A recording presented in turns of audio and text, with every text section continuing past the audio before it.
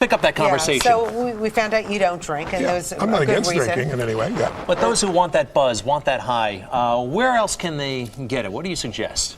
Well, we were just saying that, both my parents were alcoholics, so it's not like I'm against drinking. It's just the way they behaved at that point was kind of abusive, and was very abusive, and so I didn't want to be part of that. But we all want to be able to change the way we feel, and that's what I spend my life showing people how to do. And what most people don't know is emotion is created by motion. The way you move determines the way you feel. You have 80 different muscles in your face, 80. For most people, this is the largest area of unemployment in the country. They use the face the same way, they feel the same emotions over and over and over again. So what I was saying is I have this deal with myself called priming. Every day I say, look, you got to have 10 minutes for yourself. If you don't have 10 minutes for yourself, you don't have a life. And I'm not going to hope I feel good. I just got back 6 countries in 12 days. I was in India 2 days ago. Wow. And I woke up here feeling like somebody ran me over with a truck.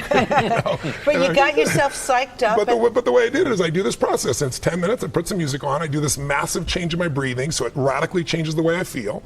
And then I do this 3-step process. First, I do 3 minutes of gratitude, where I think of 3 things I'm really grateful for, and I associate. I don't think of it over there. I feel it. And the reason is, when you're grateful, you can't be worried. You can't be fearful. When you're grateful, you can't be angry. And anger and fear are what screw people up most in their relationships, in their life, in their business. So I wire myself. I was saying to you that most people want to be happy, but their habit is to be worried or pissed off or frustrated or stressed. And so they've got a highway to stress and they got a dirt road to happiness. So I wire myself. I've got a highway to gratitude, which changes all your emotions. And then I do a 3-minute process of kind of a prayer for my family and friends. And then I do a 3-minute process of the top 3 things I want to accomplish. I see it as done and I feel it. I'm done in 10 minutes. So sometimes I go 20. But my deal is 10, so there's no excuse not to do it. You know what? I think it's a great way to kind of set the tone for the day. It does. It changes. Listen, we've all had times when you snapped at somebody and you felt bad because it wasn't them, it was the state you're in, right? Well, there's no excuse for that. If you prime yourself, you set yourself up. They've done studies where they go to people and they have a man walk up to you and say, could you hold this for me? He hands you a cup of coffee. It's an actor. And then he takes some out of his pocket, then he takes it back and says, thank you. 100 people, they do it with iced coffee. 100 people do it with hot coffee. 45 minutes later, another actor comes by and says, listen, we're doing this little test for $5. Would you read this 3 paragraphs and answer 3 questions? Most people say yes. It's a little story. The questions are about the character. What's the character like? 80% of the people that got iced coffee say the person is cold and mean. Wow. 81% of the people that got hot coffee say the person is warm and gentle or nice. That's how much we can be primed by our environment. We think we're just feeling what we're feeling, but our environment, if we don't take control of our environment, it takes control of us. Pretty wild, Tony. Now, this is easy for you to say. Look at you. You're like an investment banker. You probably have a master's from Harvard. I bet you have 3 degrees from Harvard. No, I got a high school education. So what happened? You never went to college? Well, my mom, I was going to USC. I wanted to be a sports. I was taking journalism. I was getting a scholarship. And then I had some major challenges with my family. I had to take care of them. And then my mom got very upset. I have 4 different fathers. So I kind of had to take over. And so I went and started my first business at 17, and I started from there. It was working for a man named Jim Rohn, and then I started off and became a seminar broker. I actually filled other people's seminar events. And then I got better than the people I was promoting, and after a while, I decided, heck, I should do my own. And then I began to just expand and do work. And when I started turning around athletes and Olympic athletes, and I got to Nelson Mandela and Mother Teresa, wow. and then I got to President Clinton, and it just grew. What was Mother Teresa doing wrong before she met you? If anything, I mean, come on. Did she ever have a day where she felt like she got off on the wrong side of the bed? No, you know what happened? She was in San Diego, and I don't know if you remember years ago, she got very ill, and they rushed her to the hospital. And I guess like 3 days into it, she left in the middle of the night. Can you imagine? You're at the hospital and you lose Mother Teresa. And she wrote a note that says, thank you for your help, but I have to help people that are in need. I can't sit here. And she went across the border to Mexico. And she said, if you really want to help, don't send me a hospital, send me a mobile medical unit. So in those days, I was friends with a very famous actor, and he and I were both fans of hers. And I said, why don't we just go buy this, you and I, don't do a press conference, just drive it across the border, let's give it to her. We'll get a chance to visit with her. And so anyway, bottom line, we did. And when I was with her, I said to her, you know, it's such a pleasure to meet you, and I always want to learn about people. So I'd say, listen, I'm wondering what juices you? What excites you? What makes you more excited than anything else? And I'm thinking juice you and none, maybe not the best term. And she looked and she said something I'll never forget. She said, Tony, she said, what excites me most is see a person die with a smile on their face. Wow. And I was like, wow, not number one on my list, but I'm impressed. She's an amazing woman. So Tony, one of the critics actually that I once met said, yeah, Tony's techniques, they were great for about a year and a half and then they wore off.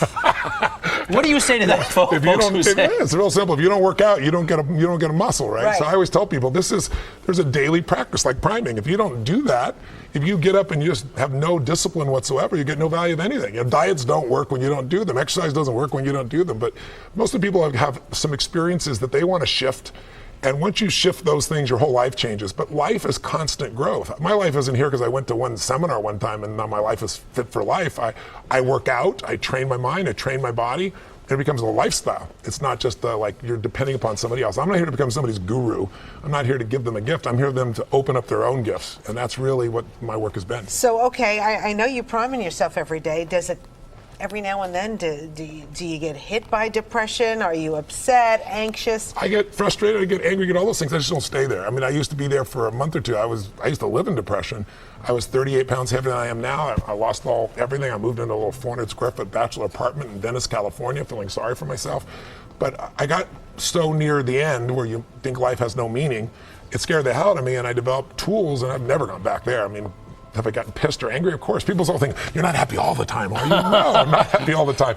But I'm happy the vast majority of the time because I'm doing what I love, with who I love, and there's a meaning in what I do. And when you have those three things, life is pretty magnificent. One thing I was very surprised to hear, and I thought it was delightful, but you had a lot to say about nutrition at the seminar that I attended. Yes. And a lot of folks don't associate that with you. Yes.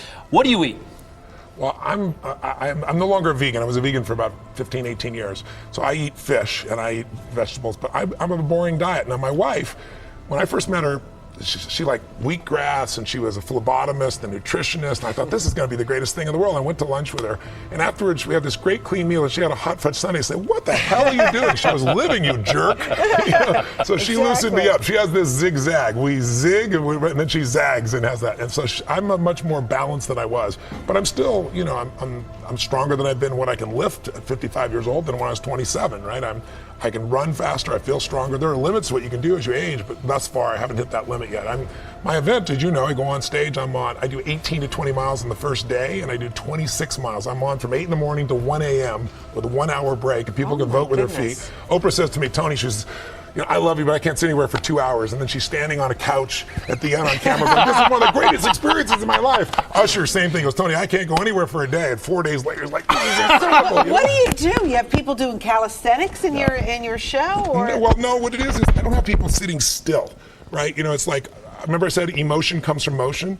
And also, a minute feels like an eternity when you don't like what you're doing. Right. When all your needs are fulfilled, time flies. So I get time to disappear for people so they can transform. And I do it because I've done it for so long. I'm doing an event in LA in a couple weeks in October 22nd, 23rd, 24th, and we have 8,000 people from, I think it's 49 countries, are translating 5 languages, and people from every walk of life, from young kids to people older, athletes, entertainers, average people will all come and become a family and transform in ways that are just extraordinary. At the end, it feels like a mosh pit, like at a giant concert with people, and they just have a blast. Yeah, great music, by the way. Really? You're a heavy metal guy. I was trying to tell him I have all you like kinds of things. When I heard AC/DC, Greg says, "Oh, Tony likes this." Tony likes AC/DC. Yeah, absolutely. But we love everything. We do a mix because we use music as the soundtrack to our lives, and so we pull from all kinds of types of music. I think you were like So a you're John not sitting Tesh kind of guy, that new age that new age kind of music. Not so much. Oh, wow. Sorry, John Tesh. No disrespect, John. All right, Tony Robbins. Once again, TonyRobbins.com. People can go there. And also America's Best 401k. Yeah, or they can go to showmethefees.com.